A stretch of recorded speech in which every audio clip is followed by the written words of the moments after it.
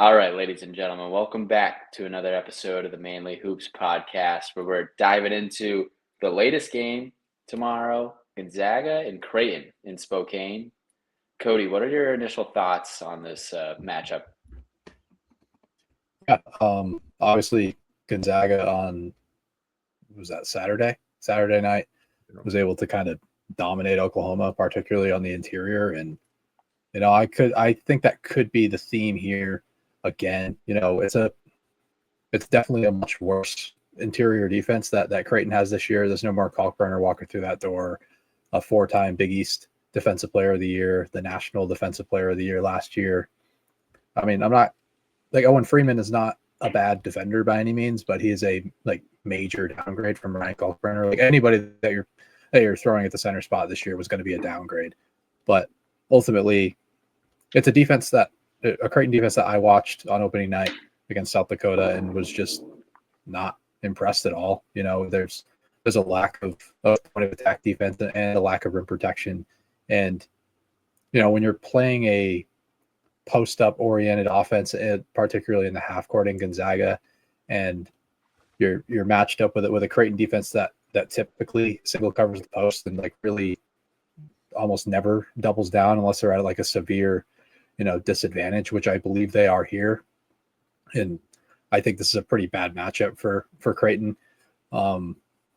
EK should have his way against Owen Freeman, and then whoever Braden Huff is matched up with, it could be McAndrew, it could be Isaac Trout. But when Huff and EK are on the floor together, I think I see some pretty big advantages on the offensive end. If Creighton's going to have to double down, force themselves into rotation, I think it's going to be a pretty poor outlook for their defense in general. I think there are some paths for their offense to have some success. Working out of the pick and roll game.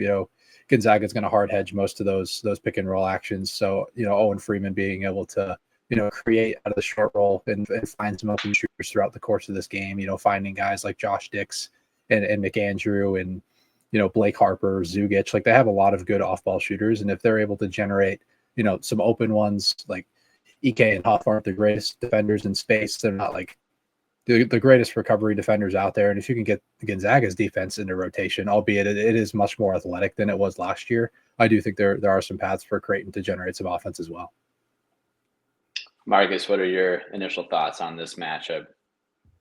Yeah, I mean, I think to echo a lot of what Cody said, particularly about the Gonzaga front court, I think they can be very dominant here in this game. The Creighton interior defense is certainly their weak point. We talked about it all offseason. We talked about it in Creighton's team preview.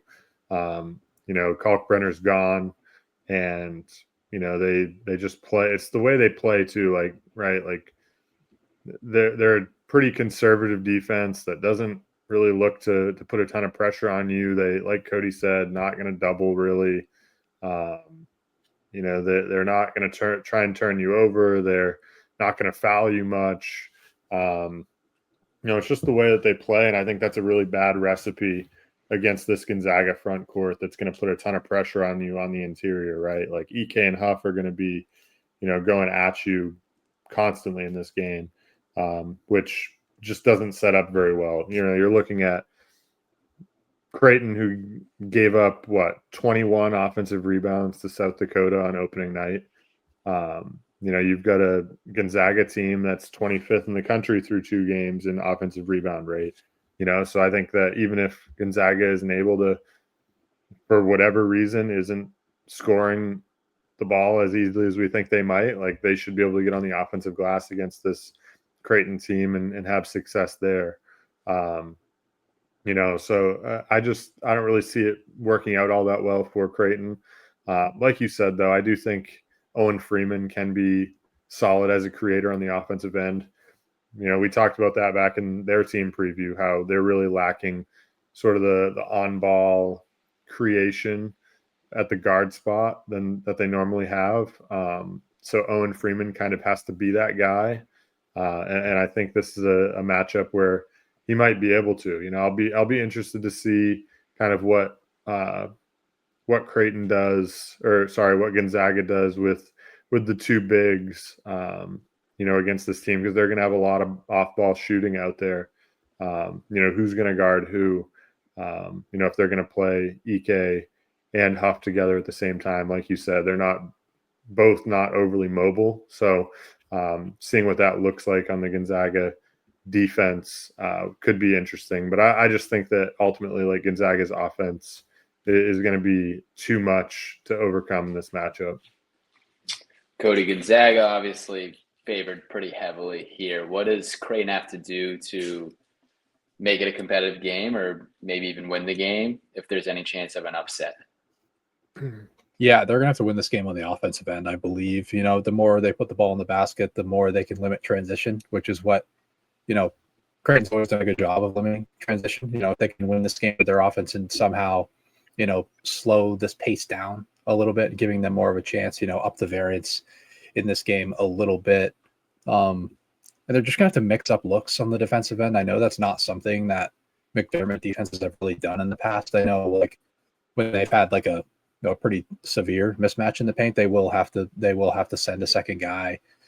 He's not a guy that's going to throw zone at you, which I would be very surprised if we saw that in this game. But I think potentially just mixing up looks against this Gonzaga defense, Gonzaga offense that doesn't have they don't really have a ton of off-ball shooting on this roster. Maybe trying to force some other guys to beat you, guys like a Ty Grant Foster, or even like a Mario St. Superi, like kind of playing under his ball screens, forcing him to win over the top. But he didn't look like fantastic as a scorer the other night, but he's a high level pick and roll operator. So if you're going to play that drop coverage, it's going to be St. Superi and Graham Ike operating there. That's a really good duo against a drop coverage of Owen Freeman. So ultimately, I think they're going to have to win this game with their off-ball shooting. If they can shoot it 40%, I think they're definitely live to win this game. And kind of just slowing down the Gonzaga offense that likes to run a lot. But I also see paths for them to generate half-court offense at a pretty high level too.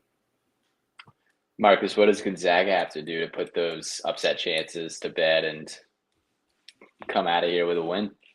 Yeah, I mean, I think it's really just the front court. They're just going to have to pound the ball inside early and often, and trust that Ike and Huff can get whatever they want. If Creighton does mix up looks and like send two, or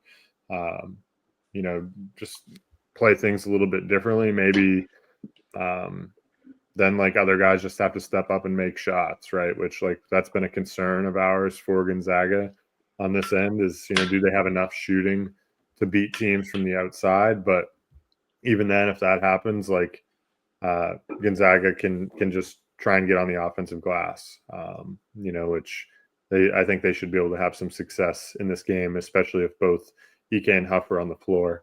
So I think it just starts with, playing up through the interior, like they will all season. And if they stay true to that, they should be fine.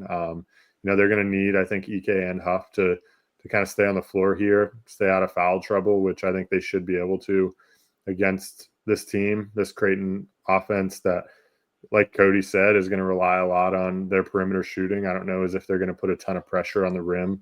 So I think that benefits these Gonzaga bigs who, won't have to protect the rim as much, won't be in as vulnerable situations to get into foul trouble. So I think it sets up pretty well for Gonzaga here. Like Cody said, if Creighton can shoot the ball well and outscore them, then I think they could get it done. But just Creighton's defense just doesn't set up overly well, like it would in years past, potentially against this Gonzaga team. Cody, can I get a quick score prediction and who's going to win this game?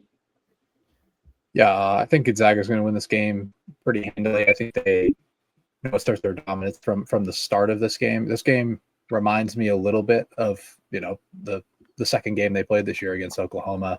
That game was 83-68. I actually had that score in mind before I just checked the score, so I guess I'll change it a little bit. I'll say 84-69. How about that?